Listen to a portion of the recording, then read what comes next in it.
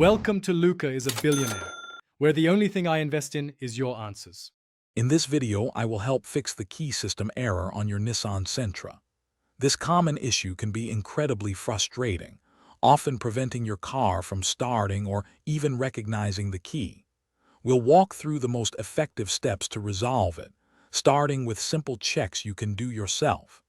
Understanding the potential causes is the first step to a quick and successful fix, getting you back on the road. Often, the simplest solution is a dead key fob battery. You'll need a small screwdriver and a new CR2032 battery for this.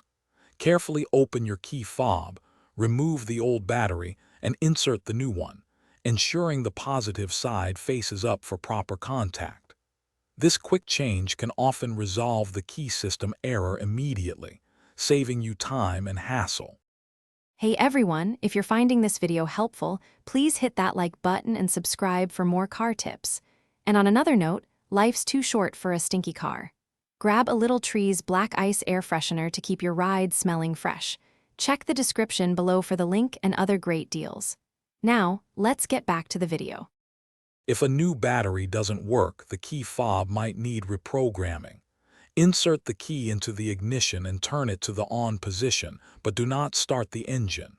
Within 5 seconds, press the unlock button on your key fob. Turn the ignition off, remove the key, and test it. You might need to repeat this process a few times. Sometimes the issue goes beyond the key fob. A weak 12-volt car battery can also trigger this error, so check its voltage. Also, inspect the smart entry antenna, usually located near the ignition, for any visible damage or loose connections.